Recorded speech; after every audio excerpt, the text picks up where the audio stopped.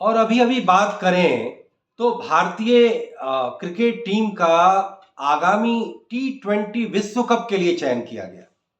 और मुझे लगता है कि T20 विश्व कप में जो उन खिलाड़ियों का चयन हुआ, पिछले करीब एक साल से की जा रही गलतियां, चाहे वो चीफ सेलेक्टर अजीत अगरकर करे या भारत का स्वयंभू क्रिकेट कोच, जिसे कपिल देव ने कोच नहीं मैनेजर बताया है, उसकी गलतियां, बड़बोलेपन और उसका अहंकार में किसी भी चीज को लेकर के प्रतिक्रिया देना, इन दोनों को एक तरह से बिल्कुल जो है वॉश किया गया है और गलतियों को करेक्ट करके बिल्कुल लॉजिक और रीजनिंग के आधार पर इन 15 खिलाड़ियों का चयन हुआ है।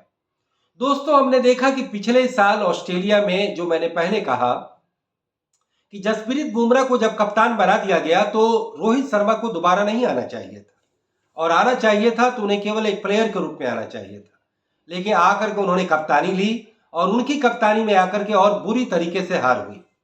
अंतिम टेस्ट मैच में उन्होंने अपनी इज्जत बचाई, अपने को अलग कर लिया और जसप्रीत बुमराह फिर दोबारा कप्तान बने। लेकिन जसप्रीत बुमराह खुद घायल हो गए, क्योंकि पिछला टेस्ट वो एक तरह से उन्हें रेस्ट लेना चाहिए था, लेकिन वो रेस्ट नहीं लिया और वह भारत जो मैच जीत सकता था, जसप्रीत बुमराह ने खुद चूंकि बॉलिंग नहीं की, उस वजह से भारत की हार हो गई। नहीं तो वह मुकाबला 2-2 से बराबरी पर वह सीरीज जाना था। लेकिन रोहित शर्मा की जो भत पिटी, विराट कोहली की जो वहां पर फॉर्म नहीं चला, तो या तो उन्हें वहीं से इज्जत के साथ जो है संन्यास ले लेना चाहिए था। लेकिन बाद में गौतम गंभीर ने दबाव डलवा करके या चीफ सेलेक्टर के जरिए हो या जैसे भी हो, इन लोगों को कहा गया कि आप संन्यास की घोषणा करो। रोहित शर्मा कभी टेस्ट के खिलाड़ी नहीं थे, लेकिन भारत में एक रवायत है, अभी भारतीय क्रिकेट टीम का जो आगामी T20 वर्ल्ड कप के लिए चयन हुआ, मुझे लगता है कि पिछली सारी गलतियों, सारे असंतुलन और खिलाड़ियों के प्रदर्शन और उनकी मेरिट के आधार पर बड़ा ही संतुलित चयन हुआ।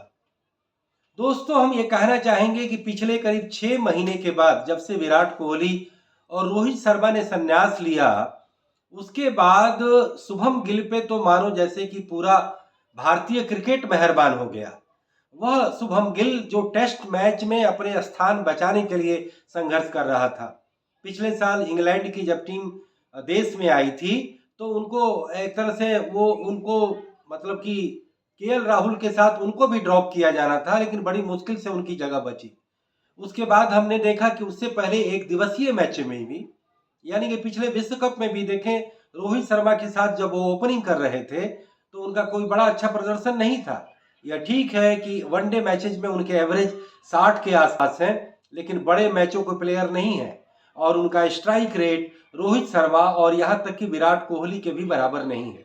लेकिन जब कोई विकल्प नहीं था और इन दोनों टेस्ट मैच के खिलाड़ियों के संन्यास के बाद जब इंग्लैंड के लिए शुभम गिल को कप्तान बना दिया गया, तो नंबर 4 पे जो बैटिंग का क्रम मिला शुभम गिल को विराट कोहली के बदले, वह उनके लिए एक बड़ी संजीवनी का काम कर गया। और नंबर 4 पर बेशक शुभम गिल ने अच्छी बल्लेबाजी की, उनकी तकनीक अच्छी है और कहीं ना कहीं जो ओपनिंग मैचेज में, मतलब कि ओपनर के रूप में जो वो संघर्ष करते थे, वन डाउन में जो संघर्ष करते थे, नंबर 4 पर आकर के उनकी बैटिंग अच्छी हो गई। और इंग्लैंड में खास करके एक टेस्ट मैच में तो एक पाली में दोहरा शतक और दूसरी पाली में शतक और फिर उसके बाद उन्होंने एक और शतक लगाया, तो कुल मिलाकर के वो सबसे सर्वाधिक रन बनाने वाले प्लेयर बने और उनका प्रदर्शन संतोषप्रद था। और कप्तानी में भी 2-2 मैच की जो बराबरी हुई वो कहीं ना कहीं ठीक था। लेकिन भारत में जो सीरीज हुई, तो ठीक उसी तरीके से भारतीय टीम एक्सपोज हुई जिस तरीके से पिछले साल न्यूजीलैंड के खिलाफ एक्सपोज हुई। और अपनी ही मियाँ की जूती मियाँ के सिर पर वाली कहावत चरितार्थ हुई। भारत अपने ही देश में जो कभी हारता नहीं था, अजय और अपराजय बना रहता था, पूरी दुनिया में यह कहा जाता था कि भारत अपने पिचेज में नहीं हारता है, भारत अब विदेशों में तो मैच जीत लेता है, लेकिन अब अपने देश में वह लगातार हार रहा है।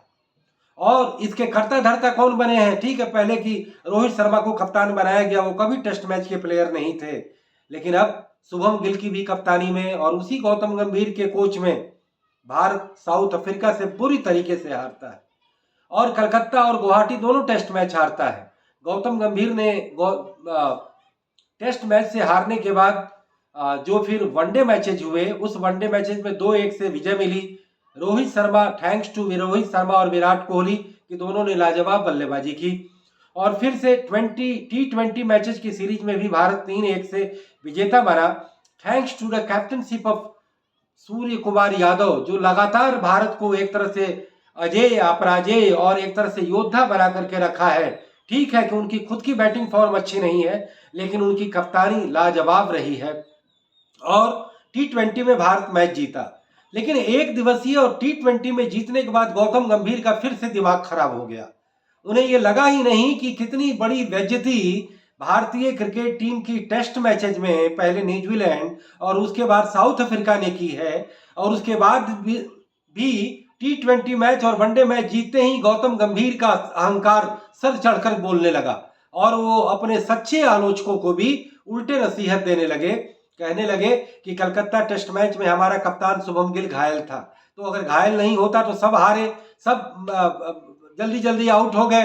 केएल राहुल जैसा टेक्निकल सॉलिड बैट्समैन भी नहीं चल पाया, तो क्या शुभम गिल क्या कर लेते, क्या उखाड़ लेते।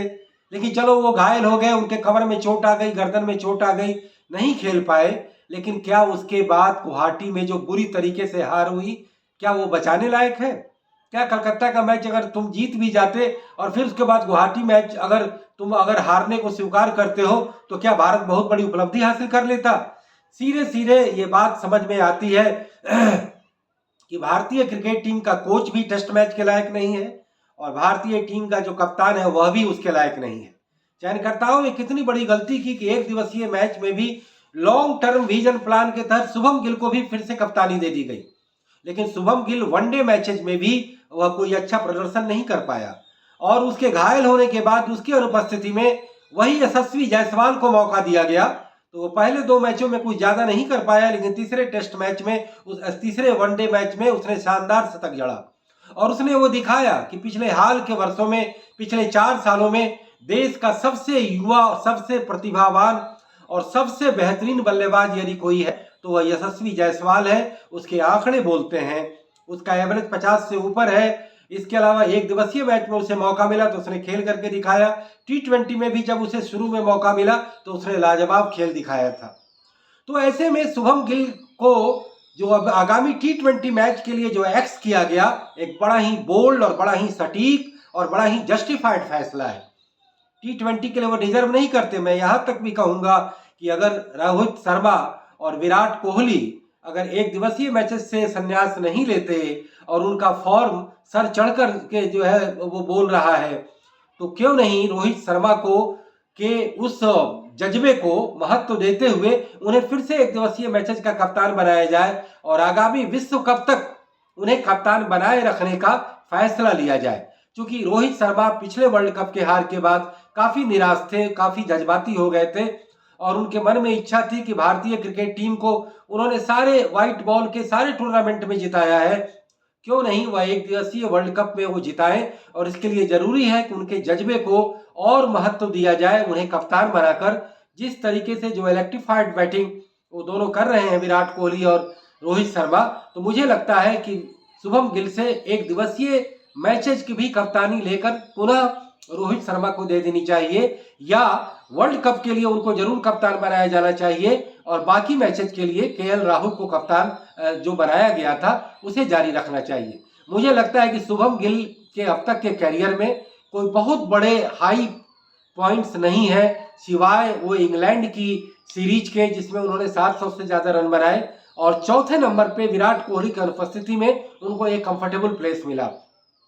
तो कुल मिलाकर के गौतम गंभीर तमाम आलोचनाओं के केंद्र में है और वो सच्चे आलोचकों को भी बड़े बड़बोलेपन और अहंकार के साथ गलत जवाब दे रहे हैं। उनके उपलब्धि, उनके खाते में कोई बहुत बड़ी उपलब्धि नहीं है। पुनः कोच बीवीएस लक्ष्मण को बनाया जाना चाहिए, खास करके टेस्ट मैचेज के लिए। एक दिवसीय मैचेज में अगर उन्हें भाजपा के रसूख का पूरा समर्थन प्राप्त है और क्रिकेट बोर्ड में जो अभी नया सत्ताधारी दल का जो रसूख है उसके तहत जो गौतम गंभीर को जो एक तरह से अभय दान जो दिया गया है कि आप कोच निरंतर बने रहेंगे चाहे आपका प्रदर्शन कितना भी खराब हो, तो यह गलत है। दोस्तों, आज इस कार्यक्रम में मैं एक दूसरी बात कहना चाहूंगा कि अगर भारतीय क्रिकेट टीम को या भारतीय क्रिकेट को और मजबूत बनाना है, हमारे क्रिकेट के जितने प्रशासक हैं क्रिकेट से ज़्यादा कमाई को ज़्यादा प्राथमिकता देते हैं और इसीलिए तरह तरह के टूर्नामेंट कराए जाते हैं। कॉरपोरेट और क्रिकेट के बीच का नेक्सस बनाया जाता है और दुनिया के तमाम अच्छे प्लेयरों को बुलाकर भारत में आईपीएल क्रिकेट लीग को चमकाकर एक तरह से पैसे की बरसात की जाती है। लेकिन दोस्तों, यही भारतीय क्रिकेट टीम जब विदेशों में जाती है तो पहले से स्थितियां जरूर मजबूत हुई हैं। हमारे पास बेंच स्ट्रेंथ काफ़ी ज़्यादा बढ़ा है, फास्ट बॉलिंग में काफ़ी प्रतिभाएं आ रही हैं, फटाफट बल्लेबाज भी काफ़ी एक से एक प्रतिभावान आ रहे हैं। नए वैभव सूर्यवंशी एक नए सितारे बनकर के आए हैं और पुराने सचिन की याद दिला रहे हैं। मैं ये कहूँगा कि ये पृथ्वी शॉ जो एक नई सनसनी बनकर के उभरे थे, जिन्हें सचिन का जो है एक तरह से रिप्लेसमेंट माना जा रहा था, दुर्भाग्य से वो तमाम टूर्नामेंट में नहीं चल पा रहे हैं। इस बार आईपीएल में जैसे तैसे उनकी सिलेक्शन हो गई है। सरफराज एक और अच्छे बैट्समैन है, डैशिंग बैट्समैन है, उनको भी सिलेक्शन चेन्नई सुपर किंग ने किया और पृथ्वी शॉ को दिल्ली कैपिटल ने किया। तो मुझे लगता है कि फिर से उन्हें भारतीय क्रिकेट टीम के सीनियर टीम में पैर जमाने का मौका मिल सकता है। लेकिन अब एक वैभव सूर्यवंशी एक बड़ा नाम है। लेकिन दोस्तों, मैं भारतीय क्रिकेट टीम की जिस अभी फिलहाल की कमजोरी की तरफ इशारा करूंगा कि क्रिकेट में ज्यादा चौके छक्के और ताबड़तोड़ शॉट के लिए भारत में छोटी बाउंड्री बनाई जाती है, जो कि बेहद गलत है। साउथ अफ्रीका में, इंग्लैंड में और खास करके ऑस्ट्रेलिया में बाउंड्री बड़ी बड़ी होती है और अभी इस बार जो भारतीय क्रिकेट टीम गई तो वहां संघर्ष करती दिखी, बाउंड्री पर कैचेज होते रहे क्योंकि उन्हें लंबे छक्के लगाने का, बड़ी बाउंड्री पार कराने का ज्यादा अनुभव नहीं है। तो दोस्तों, मैं ये कहना चाहूंगा कि जिस तरीके से पहले स्पिन पिच बना करके भारत फास्ट बॉलिंग खेलने में कमजोर हो रहा था, अब फास्ट बॉलिंग पर अच्छा खेलकर अब स्पिन के मामले में कमजोर हो गया है। तो कहीं ना कहीं भारतीय क्रिकेट को अपने पिचेज को स्पोर्टिंग पिचेज बनाना चाहिए, न कि आप स्पिन फ्रेंडली बनाए, न कि फास्ट बॉलर फ्रेंडली बनाए। स्पोर्टिंग ट्रैक बनाए जिसमें कि फास्ट बॉलर को भी मदद मिले, जिसमें स्पिनर को भी मदद मिले, जिसमें अच्छी बैटिंग भी हो और बॉलर को भी पूरा उत्साहवर्धन का मौका मिले। तो भारतीय क्रिकेट को अभी जरूरत है कि बाउंड्री बड़ी करें और अपने क्रिकेट के स्तर को ऊंचा करें, और दूसरा कि स्पोर्टिंग पिचेज बनाई जाए, और तीसरा भारतीय क्रिकेट का टीम का जो टेस्ट मैचेज में पराभव हो रहा है, आज 7वें और 8वें रैंक पर चली गई है, टेस्ट मैच के दोनों टूर्नामेंट के फाइनल में पहुंच करके हार गई है। ये भारतीय क्रिकेट का एक दुखद पहलू है। ये अच्छी बात है कि विराट कोहली और रोहित शर्मा का गैप है, T20 के लिए प्रूवन कैप्टन है, एक दिवसीय के लिए कप्तान कोई अच्छा बनाया जाए और खिलाड़ियों में किसी को न बैक किया जाए, न किसी को सपोर्ट किया जाए, केवल परफॉर्मेंस और केवल मेरिट के आधार पर खिलाड़ियों का चयन किया जाए। तो दोस्तों, इसी नोट के साथ मैं अपनी बात समाप्त करता हूं। फिर किसी मुद्दे पर, फिर किसी सवाल पर पुनः बात होगी। इजाजत दीजिए। नमस्कार, जय हिंद, गुड बाय, शब ब खैर।